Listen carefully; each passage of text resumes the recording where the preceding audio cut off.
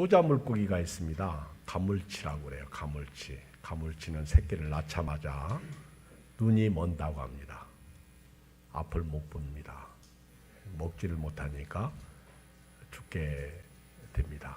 그러나 새끼들이 자기 엄마를 살리기 위해서 먹이가 스스로 된다고 합니다. 어미 입속에 들어가서 희생을 합니다. 그리고 어미는 삽니다. 그렇게 어미가 기력을 회복하고 눈을 뜰만 하면 10% 밖에 새끼가 남지 않는다고 그래요.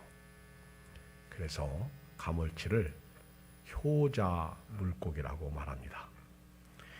저는 오늘 어버이 주일을 맞이해서 자녀의 도리에 대해서 말씀을 드립니다. 자녀가 부모에게 할 도리에 대해서 말씀을 드립니다.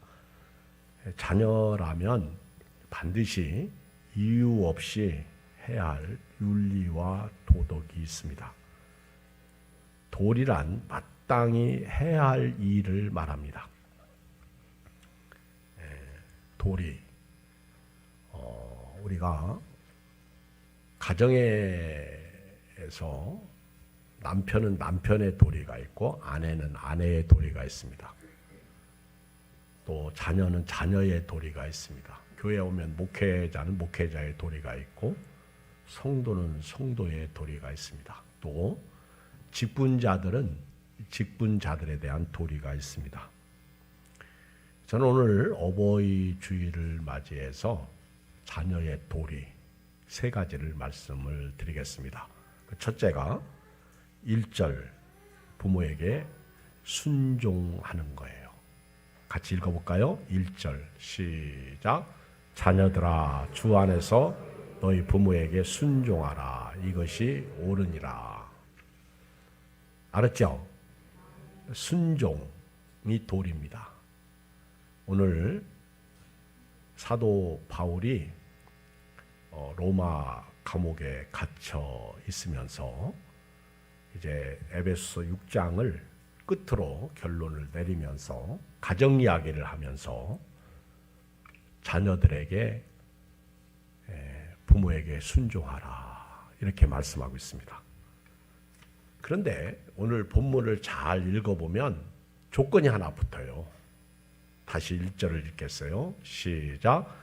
자녀들아 주 안에서 너희 부모에게 순종하라. 이것이 옳으니라. 주 안에서. 예수님을 믿는 사람이라면 예수님을 구세주로 믿는 사람이라면 부모님에게 순종해야 된다 이런 얘기입니다. 예수 안 믿는 사람이라면 순종을 해도 안 해도 그거는 윤리와 도덕적 기준에 따라서 판단할 겁니다. 이 사람은 효자다.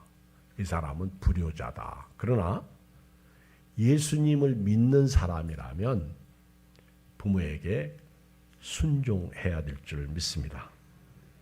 이거는 당위성, 마땅하다 그 얘기예요. 이게 옳다 이런 얘기입니다. 옳은 일을 하지 않으면 잘못된 것이죠. 바른 길로 가야 할 사람이 잘못된 길로 가는 것은 문제가 있습니다. 오늘 예수 그리스도를 믿는 사람이라면 부모님에게 순종해야 합니다. 문제는 부모님에게 순종을 한다고 할 때 그게 쉬워요? 어려워요? 쉽지 않습니다. 우선 부모님과 자녀와의 갭이 커요. 그리고 의견 충돌이 있습니다. 더불어 살아가는 세상에서 쉽지 않아요.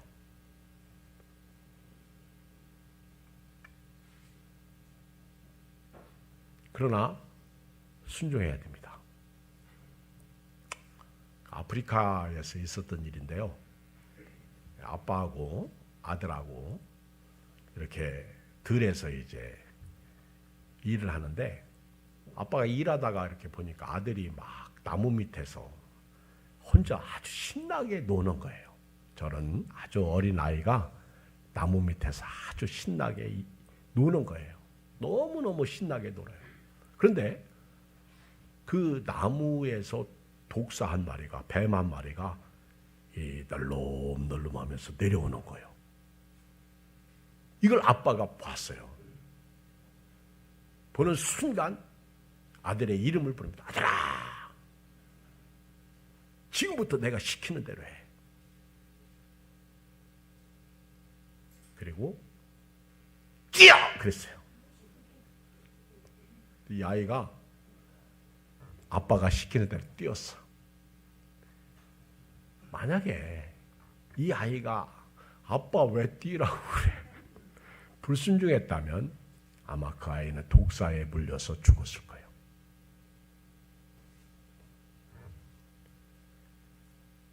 부모가 말씀할 때는 이유가 있는 겁니다. 그런데 오늘 사회는 더욱 부모 말씀에 순종하지 않고 살아가는 것이 지금 세상이죠. 왜 바울이 자녀들아 주 안에서 너희 부모에게 순종하라, 이것이 옳으니라 이렇게 말씀했느냐 하면요, 자녀로 살아갈 때 부모님과의 갈등이 생길 때가 있습니다. 순종을 해야 될지 말아야 될지 갈등이 생길 때가 있어요. 그렇지 않아요? 저도 자녀가 되어봤고 또 부모가 되어봤습니다. 자식 때에는 부모에게 불순종했습니다. 그런데 부모가 되어보니까 자식들이 순종해 주기를 원합니다. 이것이 부모의 마음이야. 그리고 그저 자녀들이 바보처럼 순종해 주기를 원합니다. 이유 없이 순종해 주기를 원합니다. 그런데 이유도 많고 또 왜요도 많고 순종도 하지 않습니다. 그게 답답한 거죠. 왜 바울이 자녀들아 주 안에서 너희 부모에게 순종하라, 이것이 옳으니라 이렇게 말씀하셨는가 하면 순종을 해야 될지 말아야 될지 고민스러울 때가 있어요. 이게 아버지 말씀에 이게 순종을 해야 될지 말아야 될지 아주 갈등이 있을 때가 있습니다.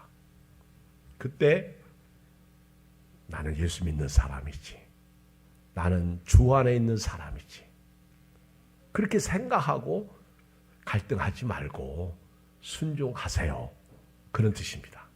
아셨죠? 그렇게 여러분 부모님과 나 사이에 순종할지 말지 할 때 누가 있어요? 너와 나 사이에 저 바다가 아니라 누가 계세요? 예수님이 계시는 거예요. 예수님처럼 제자들처럼 그렇게 살 수밖에 없어요. 여러분, 성경의 효는요, 세상의 어떤 효보다도 강합니다. 유교적 신앙을 가진 사람들은 제사의 생명 겁니다. 하나의 종교성입니다. 그런데 예수 믿고 나니까 하나님에 대한 신앙은요, 조상에 대한 효를 말씀하는 거예요. 살아있을 때 효를. 잘못 살면 불효자가 되고요, 구약 율법에는 심지어 돌로 쳐서 죽입니다. 불효자들을 향해서. 바울이 누구예요? 바울이 율법학자입니다. 율법주의자입니다. 바리새인 중에 바리새인입니다. 히브리인 중에 히브리인입니다. 바울은 이 지식적으로 철학적으로 아주 훌륭한 사람이에요. 하나님에 대해서 열심히 있는 사람입니다. 그런데 예수님을 딱 믿고 나서 율법을 완성하신 예수님을 알게 되고요, 예수님을 믿고 난 후에 바울은 구약을 버리지 않습니다. 율법을 버리지 않습니다. 율법의 사상, 율법의 정신은 부모에게 효를 가르치는 거예요. 바울이 그래서 주 안에서 믿음을 가진 사람이라면 주 안에서 갈등하지 말고 말씀대로 순종하라. 이렇게 가르치고 있습니다. 이 순종은 하나님을 경외하는 마음에서 우러나와야 될 줄 믿습니다. 제가 저희 고모하고 고모부가 계시는데 이제 다 돌아가시고 막내 고모하고 막내 고모부가 살아계시고 구의 고모가 살아계시고 작은 아버님이 살아계신데 이제는 다 80이 넘었죠. 근데 이 고모가 지금도 광시에 제 고향에 살아계시는데 그 고모부가 제가 이렇게 중고등학교 다닐 때 20여 길을 5일장, 그러니까 면마다 장 있을 때 리어커에다가 박스를 이렇게 박스에 옷을 싣고 어린 아이 옷부터 어른 옷까지 장사를 다니셔요. 제가 이제 학교 가는 곳은 광시에서 대흥까지 28km 약 20여리 되는데 저보고 꼭 이렇게 밀어달라고 그래요. 용돈도 주시고 먹을 것도 주시고. 그런데 참 싫지만은 워낙 제가 고모부를 좋아해서 이렇게 학교 다니면서 갈 때 밀어드려요.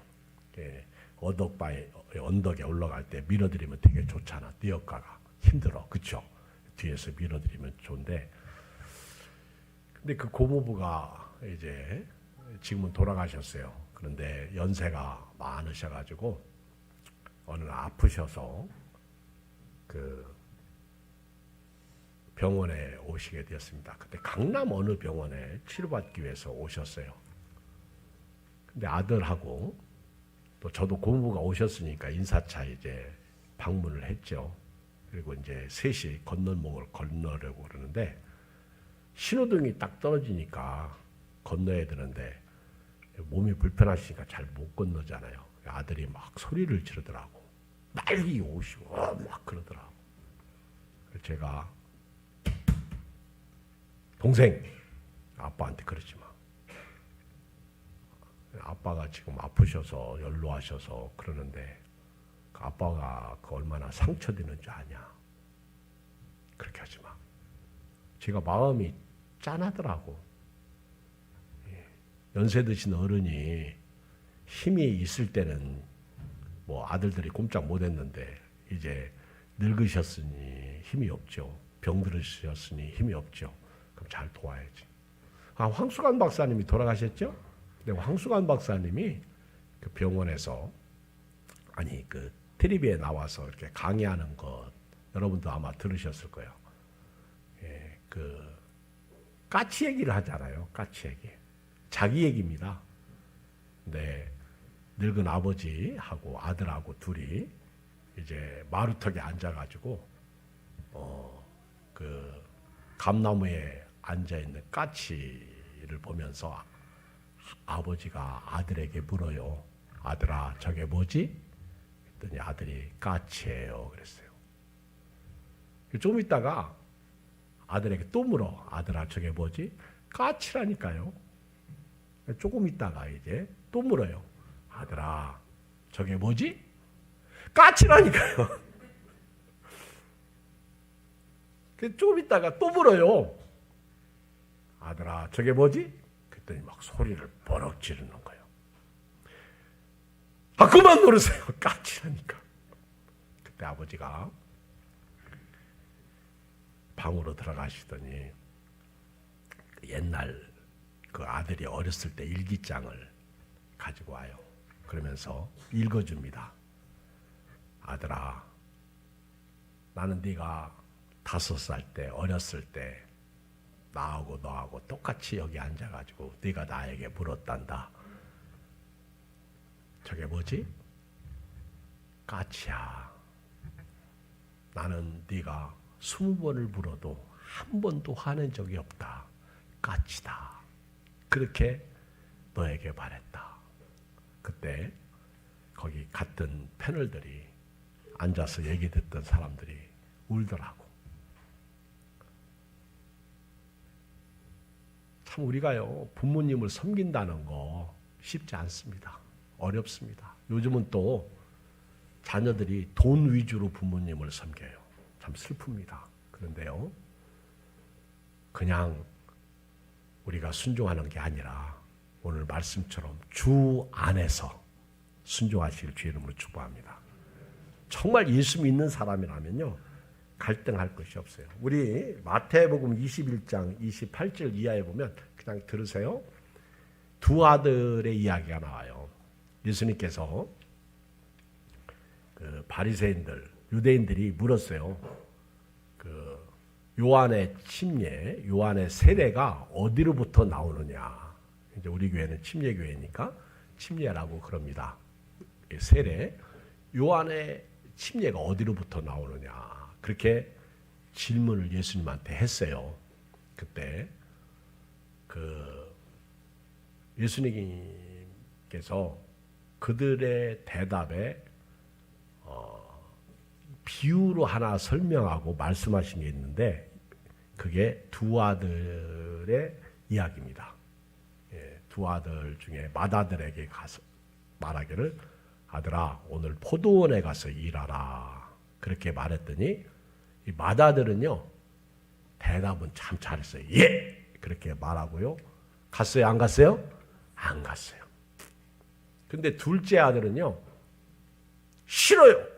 오늘 친구 만나요. 바빠요. 그리고 뉘우치고 갔어요. 나중에 아버지가 포도원에 가보니까 큰 놈은 없어지고 작은 놈이 있네. 그러면서 예수님께서 유대인들을 향해서 너희보다 이 세리와 이런 창녀들이 먼저 하나님 나라에 들어갈 것이다. 그렇게 말씀하셨어요. 여러분, 그 둘째 아들은요, 사실은 이방인을 얘기한 거죠. 우리를 얘기한 거죠. 그런데 제가 볼 때 처음에는 아버지 말씀에 싫어요. 그렇게 불순종했어요. 그런데 가만히 생각해 보니까 내가 이러면 안 되지. 아마 둘째 아들은 믿음이 있었나 봐. 그러니까 주 안에서 생각했었나 봐. 내가 이러면 안 되지. 그렇게 생각하고 순종하고 포도원에 들어갔을 것이다. 여러분, 예수님이 효자예요. 요단강에서 올라오실 때 하늘에서 이는 내 사랑하는 아들이요 내 기뻐하는 자다. 그리고 변화산에서 변형되었을 때 베드로가 너무너무 신비스러워 가지고 초막셋을 지읍시다. 하나는 주를 위하여, 하나는 모세를 위하여, 하나는 엘리야를 위하여. 그때 하늘에서 소리가 났어요. 너희는 저의 말을 들으라. 이는 내 사랑하는 아들이요 내 기뻐하는 자다. 너희는 저의 말을 들으라. 요한복음을 읽어보면 예수님이 얼마나 효자인지 아버지가 하시는 일을 보지 않고는 나는 아무것도 할 수 없다. 이렇게 말씀하셨어요. 그리고 겟세마네 동산에서 기도하실 때 예수님은요. 내 뜻대로 마옵시고 아버지 뜻대로 해달라고 기도하셨어요. 할렐루야. 예수님이 효자였어요. 예수님이 효자인데 우리도 효도해야죠. 그것이 순종입니다. 여러분, 부모님이 나를 낳지 않았으면 나의 생명은 없어요. 자, 에덴 동산에서 하나님이 사람을 만드셨을 때 그 생명이 오늘 우리에게 주어졌는데 그 생명이 타락한 생명이에요. 죄인이에요. 죽어서 지옥 가는 생명이에요. 그리고 우리 부모님이 나를 낳을 때 이 고귀한 생명을 부모님이 주신 거예요. 근데 우리가 죄인입니다. 그리고 어느 날 예수 믿고 구원받아 하나님의 자녀가 되었어요. 할렐루야. 그러니 예수님처럼 예수 믿는 사람으로 주 안에서 믿음을 가진 사람, 말씀을 가진 사람으로서 부모님에게 순종하는 그런 하나님의 사람이 되기를 제 이름으로 축복합니다. 두 번째는요. 읽어요. 2절 3절을 읽겠어요. 시작. 네 아버지와 어머니를 공경하라. 이것은 약속이 있는 첫 계명이니 이로써 네가 잘되고 땅에서 장수하리라.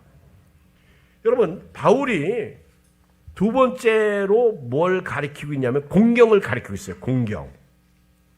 근데 이것은 약속이 있는 첫 계명. 쉬운 성경을 보면요, 약속이 딸려 있는 계명이다. 약속이 붙어 있는 계명이다. 이렇게 말씀하고 있어요. 십계명은 크게 두 부분으로 나눌 수 있어요. 1계명에서 4계명은 하나님에 대한 계명, 5계명에서 10번째 계명은 사람에 대한 계명, 수직적 계명과 수평적 계명, 이거는 바로 십자가를 말하는 거예요. 그래서 하나님과 나 사이에, 인간 사이에 인간이 하나님을 어떻게 섬겨할지를 가르쳐 주시고 계시고요. 그리고 이웃과 이웃과의 관계, 사람과 사람 가운데서 어떻게 사람을 섬겨할지를 가르쳐 주고 있어요. 사람과 사람과의 관계 속에 첫 번째가 네 부모를 공경하라. 이것이 약속 있는 첫 번째 계명이라는 거예요. 그 약속이 뭐냐? 읽어요. 3절 시작. 이로써 네가 잘되고 땅에서 장수하리라. 아멘. 네가 땅에서 잘되고, 여기 보면 땅이 뒤에 나오는데 출애굽기 20장에 보면 땅에서 잘되고 네가 생명이 길리라 이렇게 나옵니다. 땅에 살아가는 동안 잘된다는 거예요. 어떻게 하면? 부모님에게 공경하면. 여러분 잘되고 싶으십니까? 잘 안 되고 싶으면 공경하지 마세요. 근데 요즘에 부모님이 돈을 많이 가지고 계시면 자녀들이 공경하더라고. 그런 공경을 하지 마세요. 자녀들이 이제 명절이나 또는 어버이날 이런 때 되면 혹시나 또 돈 줄까봐 자꾸 찾아가요. 요즘에 지혜로운 부모님들은 이제 나중에 집 있는 것 가지고 그거를 이제 연금 주택으로 해가지고 받는데, 이번에 그 윤석열 대통령 당선인이 이제 그 연금 액수를 12억인가를 늘렸어요. 옛날에는 8억인가 얼마까지 했었는데 앞으로 이제 연금 주택해서 한 12억짜리 정도 되면요, 한 400만 원 정도 받아요. 그거 좋더라고. 할렐루야. 그 괜찮아요. 그렇죠? 그게 이제 돈이 나오면 매달 이렇게 받다가 죽으면 나머지 이제 그 준 만큼 가져가고 자녀들에게 나눠주는 그 연금 주택형 그게 제도가 있더라고요. 근데 요즘에는 뭔가 이 조건부로 공경해요. 이 공경이라는 이 말은 말입니다. 그 조용히 받들어 모신다는 뜻이에요. 부모님에게 존경심을 가지고 예의를 갖춘다는 거예요. 여러분, 공경은요, 부모님을 높여드리는 거예요. 그리고 나를 낮추는 거예요. 부모님의 어떤 두려움과 공포심으로 하는 것이 아니라 순종이에요. 그래서 십계명의 첫 번째 수직적 관계는 먼저 하나님을 사랑하고요, 이웃과의 관계는 부모님을 사랑하는 거예요. 그런데 마음을 다하고 뜻을 다하고 성품을 다해서 사랑하라는 거예요. 이게 율법의 강령입니다. 오늘부터요, 마음을 다하고 뜻을 다하고 성품을 다해서 부모님을 공경해 드리시기 바랍니다. 나를 낮추고 부모님을 높여드리는 거예요. 여러분, 순종보다 공경은요 더 귀해요. 우리 성경에서 성경의 주제가 뭐냐고 물어보면 여러분 성경의 주제가 뭐라고 생각해요? 이 성경이 말씀하고 있는 한 단어, 주제를 얘기한다면요, 사실은 성경은 순종입니다. 성경은 순종하는 책이에요. 그리고 하나님을 공경하도록 만드신 책이에요. 왜 우리가 하나님에게 순종해야 돼요? 봐요. 하나님이 우리를 사랑하셔서 독생자 예수님을 주셨어요. 자, 믿으면 뭐예요? 구원이에요. 자, 구원받으려면 뭐 해야 돼요? 순종해야 돼요. 여러분, 사울 왕이 이스라엘 초대 왕인데 불순종해가지고 버림당했어요. 순종해야 됩니다. 아말렉을 쳐서 진멸하라고 할 때 자기가 좋은 데를 불순종해서 버림당했어요. 순종과 공경은 같이 가야 돼요. 그리고 이 공경은 약속 있는 첫 계명입니다. 약속이 붙어 있다는 거예요. 약속이 따라오는데 공경할 때 뭐가 와요? 공경할 때 잘됨이 와요. 생명이 길다. 장수가 따라옵니다. 약속이 있는 거예요. 오늘 왜 하나님께서 십계명 5번째 약속 있는 계명을 주셨을까? 저는요, 이 성경을 읽으면서 하나님이 부모 공경을 통해서 하나님을 공경하도록 우리에게 가르쳐주고 계시는 거예요. 그러므로 저도 여러분도요, 오늘같이 코로나 시대에 어렵지만 하나님 말씀에 순종해서 구원받았고 또 하나님을 공경함으로 말미암아 부모님을 공경함으로 말미암아 땅에서 잘되고 장수하시길 주의 이름으로 축복합니다. 마태복음 6장 33절을 보면요, 너희는 먼저 그의 나라와 의를 구하라. 그러면 이 모든 것을 너에게 더하시리라 약속하셨어요. 먼저 그의 나라와 그의 의를 구하면 그 다음에 나머지 문제는 내가 해결해 주겠다. 여러분, 우리 부모님들도요, 저도 그런 것 같아요. 아이들이 효도하면 호주머니에 이렇게 손을 넣었다가 줄까 말까 갈등이 있어요. 효도하면 주어. 근데 효도 안 하면 안 줘. 다시 들어가더라고. 제가 목회해 보니까 교인도 그래요. 예쁜 교인이 있고 다 예뻐요. 그런데 우리 하나님도 그러실 것 같아. 제가 지난번에 설교할 때 그런 얘기 있잖아요. 그물에서 물고기를 건져가지고 담을 때 그릇에 담는 고기가 있고 담을까 말까 망설이는 고기가 있어. 이 고기를 그릇에 담을까 버릴까. 근데 제가 목회자지만 감히 얘기해 보면요, 꼭 그 중간에 아주 기점에 있는 고기들이 있어. 담을 수도 없고 버릴 수도 없고 이런 교인이 있단 말이에요. 그때 심판날에는 이거는 악이냐, 지금은 기회야. 근데 심판 때는요 약이냐. 여러분들은 쓰임받고 버림당하지 마시고 끝까지 쓰임받고 남아있는 종들이 되기를 주의 이름으로 축복합니다. 공경이에요. 공경. 마가복음 7장 10절에서 예수님이 이렇게 말씀하셨어요. 모세는 네 부모를 공경하라 하고 또 아버지나 어머니를 모욕하는 자는 죽임을 당하리라 하였거늘 너희는 이르되 사람이 아버지에게나 어머니에게나 말하기를 내가 드려 유익하게 할 것이 고르반 곧 하나님께 드림이 되었다고 하기만 하면 그만이라 하고 자기 아버지나 어머니에게 다시 아무것도 하여 드리기를 허락지 아니하여 너희가 전한 전통으로 하나님의 말씀을 폐하며 또 이 같은 일을 많이 행하느니라 하시고. 뭔 뜻입니까? 이들은요 부모님을 섬겨야 된다는 거 알아요. 그런데 부모님을 섬길 것 가지고 하나님께 드려 고르반, 그러면 부모님을 안 섬겨도 된다, 이런 식이에요. 명절을 맞이해서 부모님을 섬기기 위해서 시골에 갔다 왔어요. 그런데 생일날 또 섬기려고 하니까 돈이 또 필요해. 그때 섬겼는데 뭘 또 생일날 또 섬겨야 되냐? 그래 부부가 싸우게 되고 그리고 안 섬기게 되고, 그게 잘못됐다는 거예요. 공경이라는 것은요 순종과 함께 이유가 없는 거예요. 그냥 공경이에요. 연세가 드셨든 안 드셨든, 냄새가 나든 냄새가 안 나든. 어제 제 친구 목사님 2분이 저를 방문했는데 제가 우리 친구 목사님에게 아버지 어머니 잘 계시느냐 그렇게 물었어요. 그랬더니 지금 자기 어머니가 90인데 치매기가 좀 왔대. 네가 놀랬어요.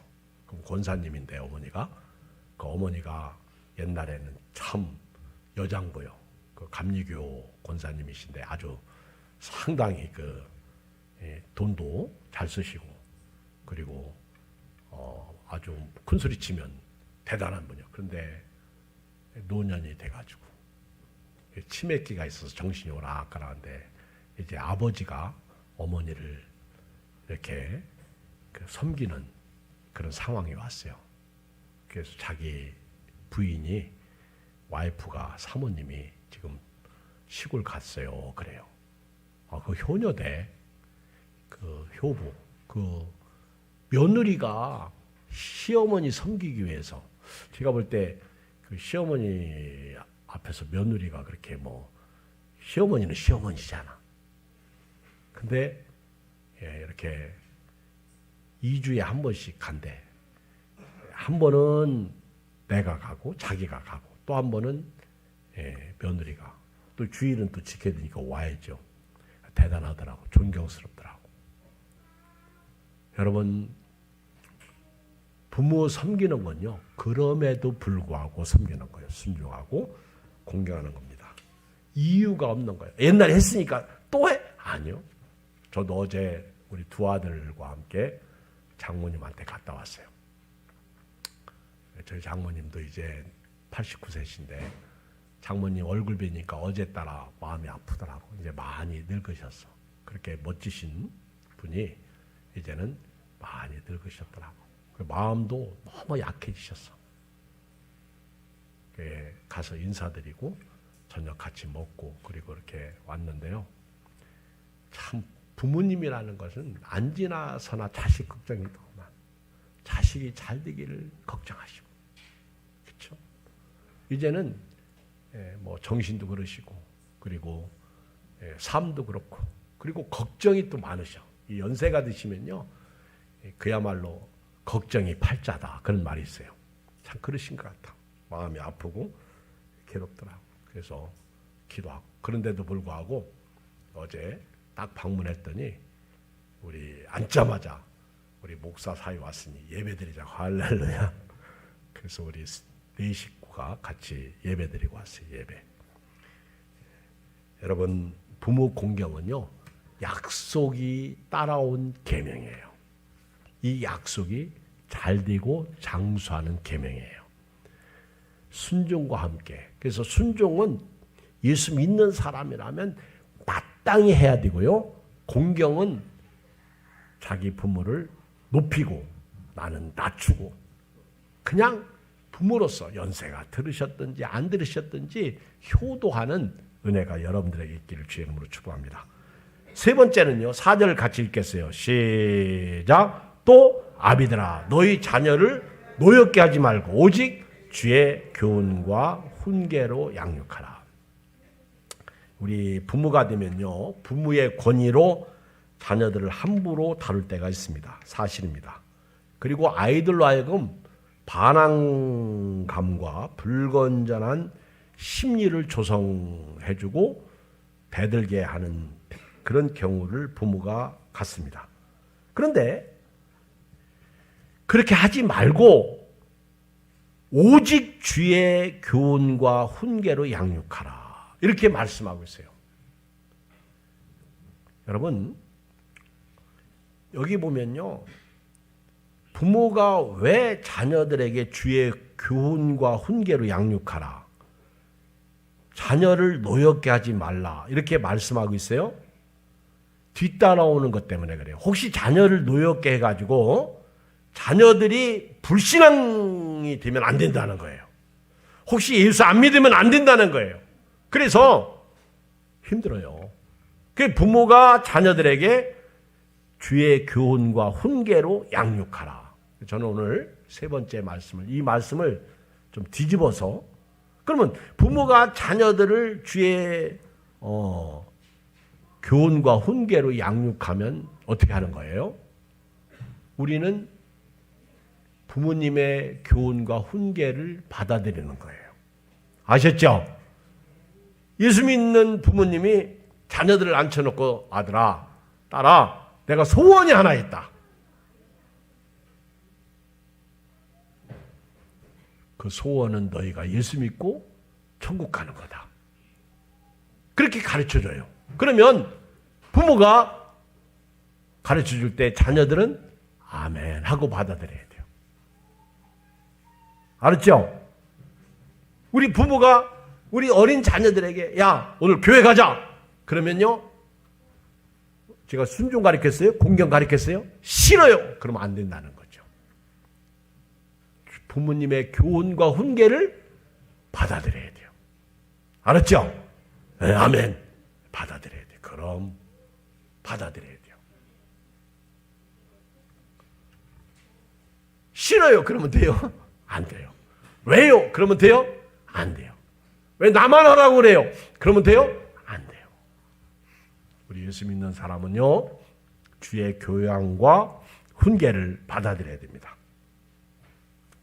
제가 디모데후서 2장 25절을 한번 읽겠습니다. 여러분 같이 읽어요. 화면 있어요. 시작. 거역하는 자를 온유함으로 훈계할지니 혹 하나님이 그들에게 회개함을 주사 진리를 알게 하실까 하며 그들로 깨어 마귀의 올무에서 벗어나 하나님께 사로잡힌 바 되어 그 뜻을 따르게 하실까 함이라. 거역하는 사람을 바로 인도해 줘야 돼요. 자, 잠언 1장 7절로 같이 읽어요. 잠언 1장 7절 시작. 여호와를 경외하는 것이 지식의 근본이거늘 미련한 자는 지혜와 훈계를 멸시하느니라. 내 아들아 네 아비의 훈계를 들으며 네 어미의 법을 떠나지 말라. 이는 네 머리에 아름다운 관이요 네 목에 금사시라. 그러니까 부모님의 훈계를 받아들이지 아니하면 미련한 사람이에요. 반대로 훈계를 받아들이는 사람의 머리에 아름다운 관이요 목에 금사슬이 된다는 거죠. 자, 창세기 18장 19절을 같이 읽어볼까요? 창세기 18장 19절 시작. 내가 그로 그 자식과 권속에게 명하여 여호와의 도를 지켜 의와 공도를 행하게 하려고 그를 택하였나니 이는 나 여호와가 아브라함에게 대하여 말한 일을 이루려니라. 여기 아브라함 얘기인데요. 하나님이 왜 택했느냐 그 목적이 여기 나와요. 자녀들에게 하나님의 말씀을 지켜 의와 공도를 행하게 하려고. 왜 여러분 부모님을 먼저 택했느냐? 자식들에게 바로 하나님의 도를 지켜서 말씀에 순종해서 구원받고 믿음으로 살아가도록 먼저 부모님을 택했다는 거예요. 우리 한참 신학교 다닐 때 유초동부 사역에 생명 거는 친구들이 있었어요. 그리고 아이들을 전도하면 부모가 온다. 막 아이들이 소중하다. 그렇게 아주 펄펄 뛰며 주장하는 신학생이 있었고 또 한쪽에는 아니다. 부모님을 전도하면 아이들은 자동적으로 따라온다. 막 그래서 부모 목회에 초점을 맞추고 목회하는 사람이 있었어요. 여러분 어떤 경우라요? 성경적인 거 보면 부모님을 전도하면 자식들은 그냥 오더라고. 근데 자식들을 전도하면 나중에 안 믿더라고. 제가 경험해 보니까 그래. 그래서 제 친구 가운데는요, 자기는 유치원 선교원부터 시작해서 목회하겠다. 근데 지금 목회 안 해요. 나는 유치원 아이들 선교 목적을 두지 않고 나는 그냥 개척해서 어른 중심으로 하겠다. 그래서 지금까지 목회하고 있어요. 누가 옳아요? 성경적인 거는 부모님을 예수 믿게 하면 자식들이 그냥 따라. 그렇다고 또 아이들을 전도하지 말라 그런 뜻 아니에요. 성경적으로 볼 때 근데 부모님을 전도했는데 예수 믿겠는데 자녀들이 안 믿으면 그건 문제가 있다는 거예요. 신명기 11장 19절을 읽어요. 같이 읽어요. 신명기 11장 19절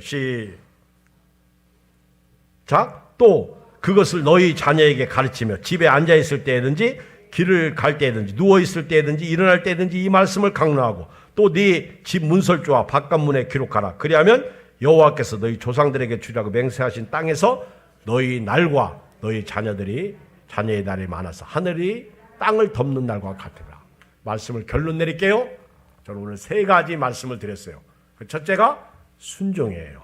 잠언 23장 22절 읽어요.